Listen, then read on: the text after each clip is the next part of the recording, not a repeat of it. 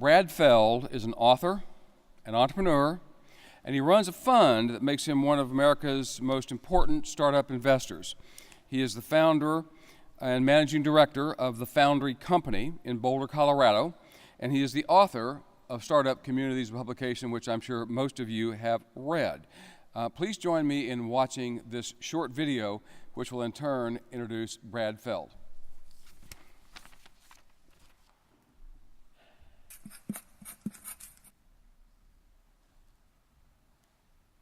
I'm Brad Feld, a partner at Foundry Group, the venture capital firm in Boulder, Colorado.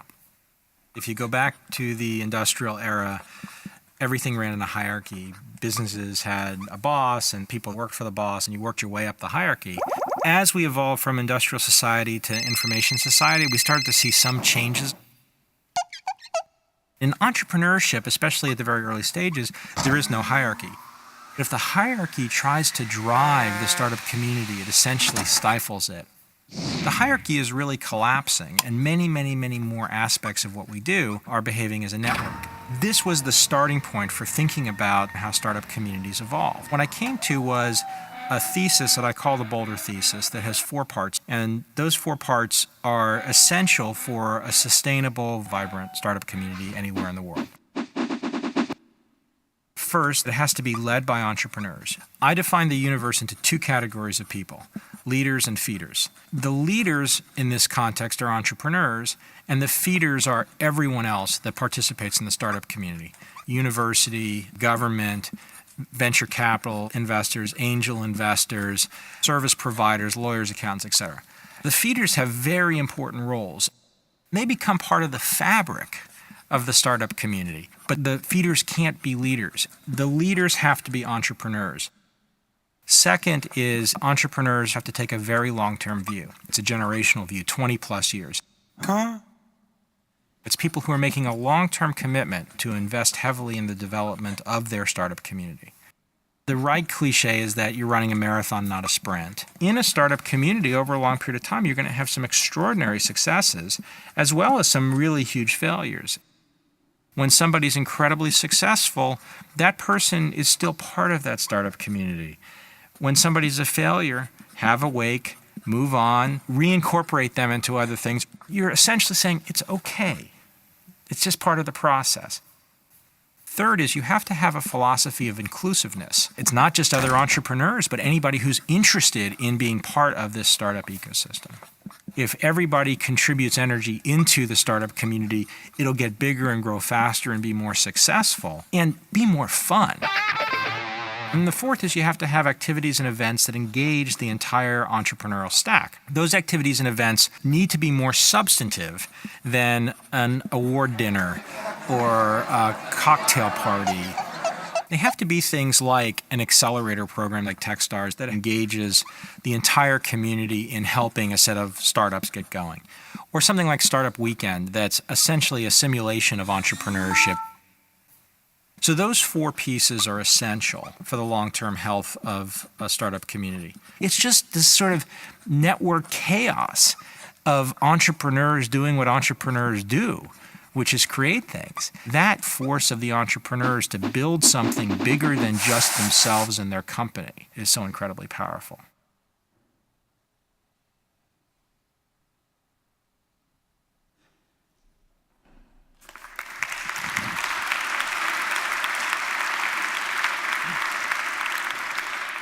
So thanks for having me.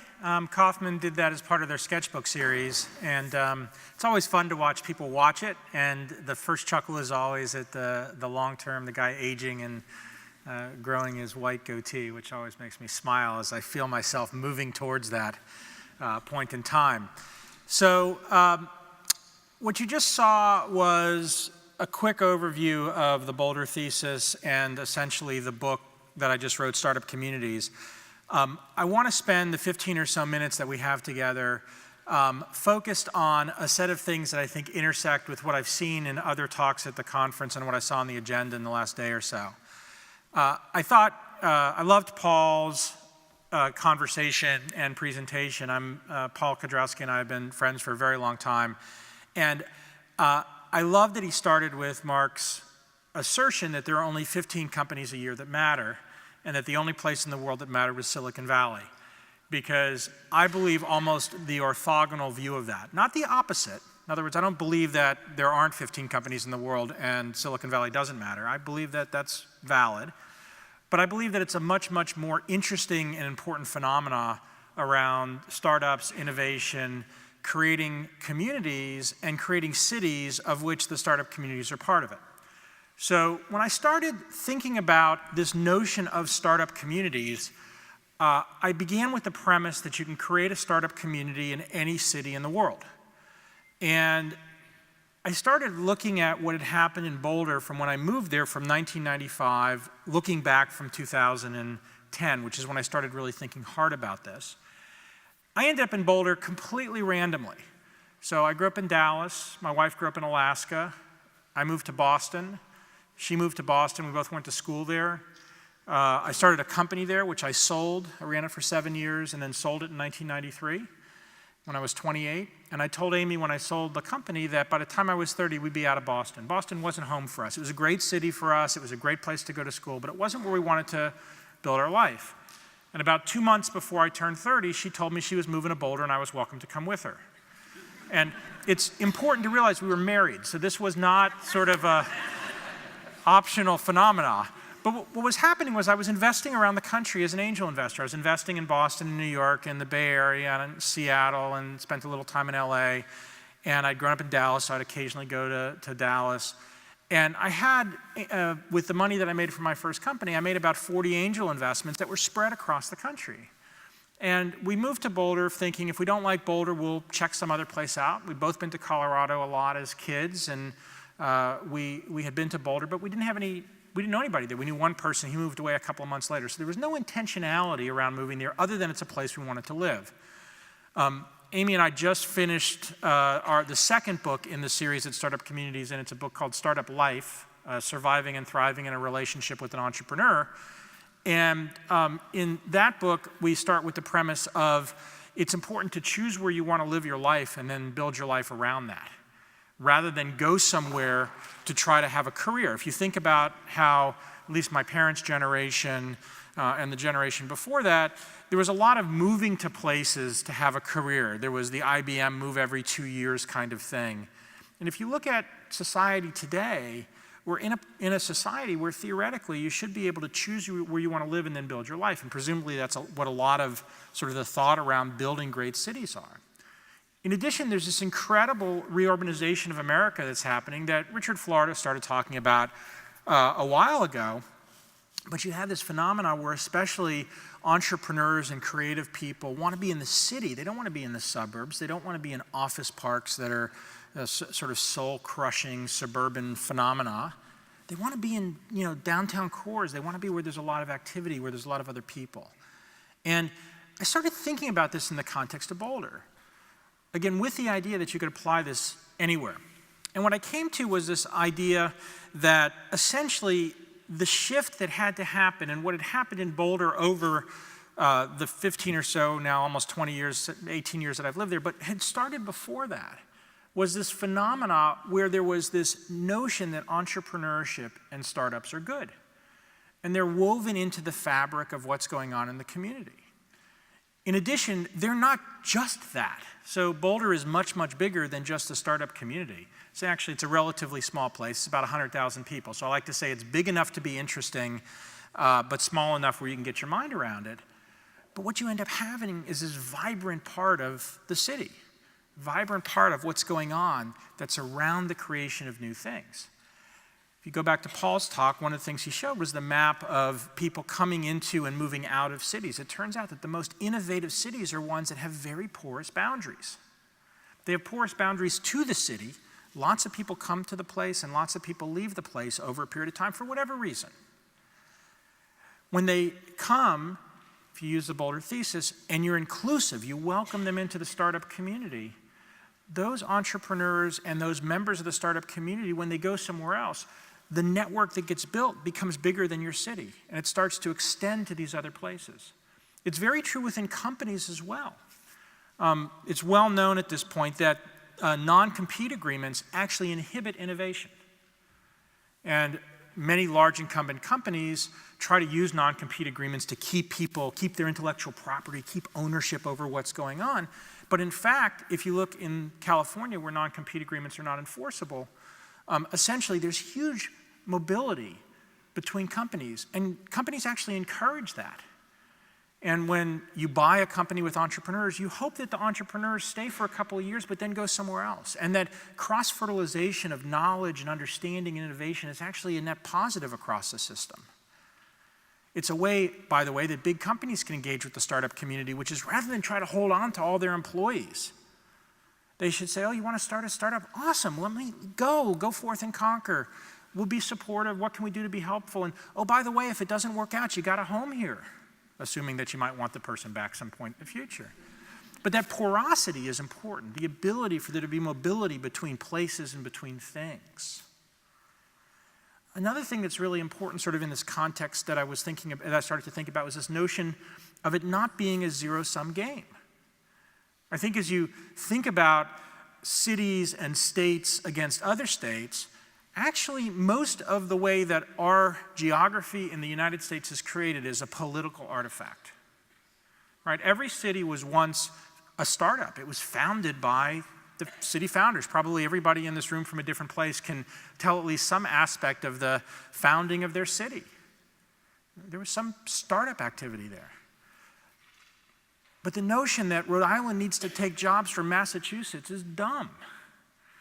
And the idea that you have to, as a startup, we want to be better than any other place because we want to attract people from one place to here is dumb. It's sort of antithetical of this notion of the porous boundaries. It's also misses the point that we're nowhere near saturation. Instead of trying to take a zero-sum game and move pieces from one place to another, the focus should be amplifying and expanding everything that's going on. Tie this back to some of the things I was talking about in the video. I spent a lot of time thinking about the difference between leaders and feeders. And in the book, I describe leaders as entrepreneurs and feeders as everyone else. And I didn't describe it as a negative. Both leaders and feeders are extremely important in the context of a startup community. They just play different roles. The way to think about the difference in the roles is that the leaders are the ones that are actively engaged in creating companies in the startup community. The feeders are organizations whose job as an organization, as an institution, is to be supportive and nurturing and helpful to the startup companies and the startup community. Startups and entrepreneurs function almost entirely as a network phenomena. And I'll describe that in a sec. All of the feeders, university, government, nonprofits, even investment firms, function very significantly as hierarchies, big companies. And hierarchies are not bad, but they're very, very, very different than entrepreneurs. Anybody here who's ever been an entrepreneur that's intersected with a hierarchy knows how difficult and frustrating it can be. And anyone who has tried to interact with entrepreneurial companies and doesn't necessarily really totally get how they work also understands how frustrating it can be.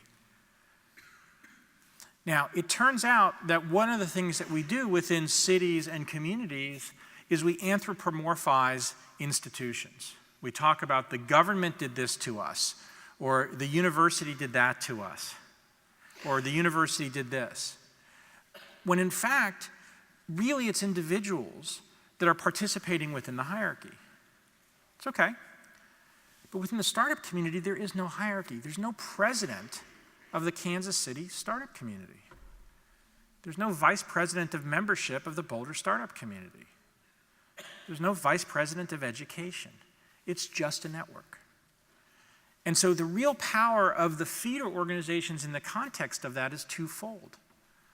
One is to do things that each of them have unique characteristics that they can do, and I go into it in great depth in the book, to support and help the entrepreneurs and the startups in the startup community. And the other is that individuals in the feeder organizations can play a leadership role in the startup community. And the trick is that individuals play the leadership role rather than the institutions trying to be the leader or control what's going on.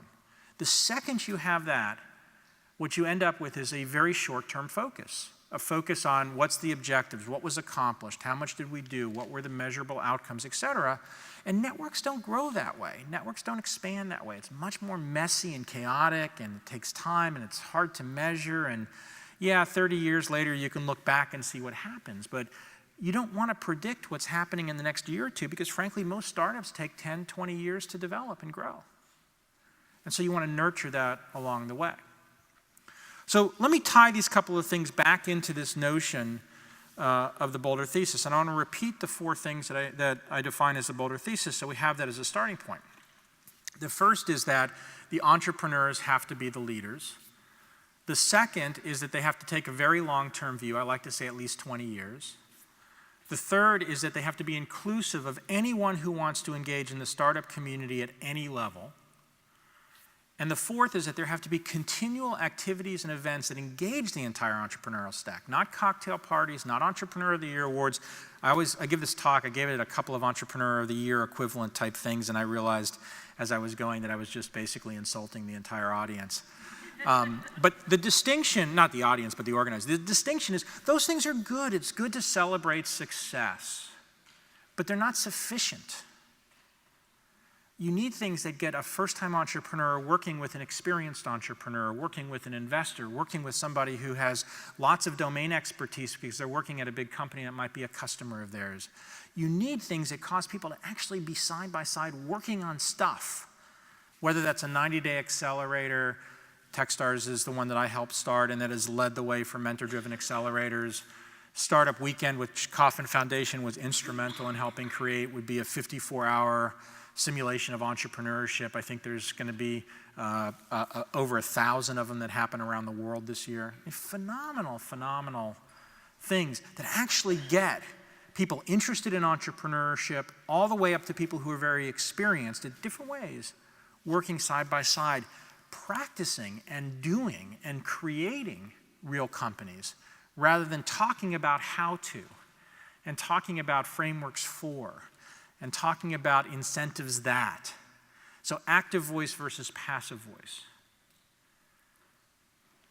The long-term view is also super important from the context of macro cycles.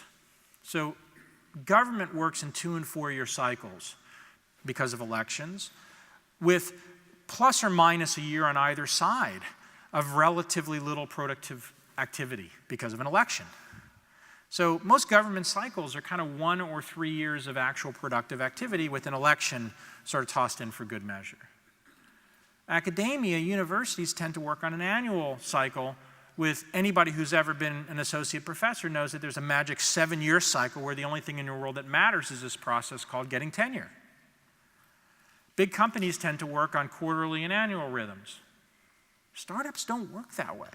Sure, they report monthly financials because of the artifact of how accounting works, and quarterly financials and annual financials, and you have daily metrics and things.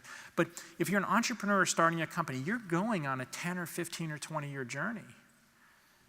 And if you want to create a vibrant startup community, you have to transcend these shorter-term cycles. You also have to transcend the macro. In 2008, this thing happened that I've been told occurred called the global financial crisis. And the global financial crisis shook society to its core. What it really shook was it shook hierarchies to its core, right? Big business, large institutions, the whole financial infrastructure of the world. And yet some of the best companies were created in 2007, 2008, 2009. Some of the most exciting companies that we're seeing in 2012 got started during that time period. And sure, the macro had some impact on those companies, but not that much. Because that period of time didn't matter that much to the development of those companies. And that comes back to this importance of taking a very, very long-term view. The last thing I'd like to say sort of in the context of all of this is, in writing startup communities, my goal was not to say, rah, rah, look at Boulder. Because Boulder's got plenty of problems too, and I have a chapter in the book that talk about the struggles that we've had in Boulder. my goal is also not to say, here is the roadmap you must follow, and have little questions at the end of every chapter, as much as my publisher wanted me to put little questions at the end of every chapter. The ones those 2 pages that you just turn to go to the next chapter you never ever look at. Makes the book bigger, they feel better about it. Total bullshit. And just a lot of wasted energy. So my goal was not to do that, but it was to use a process of description as a way to give people a sense of how to do something. And what I ended up discovering as I've wandered around the country over the last 4 or 5 months talking about this with lots of people in lots of different places is reinforce this notion that I had, this premise that I started from, that every city can have a vibrant startup community. And it's actually made me believe even more strongly that to have a powerful, successful city over a long period of time that thrives, you have to have a startup community as a part of it. But it's not something that you can will into being. It's not something you can fund a project to do. It's not something that you can decide has to exist and therefore it will.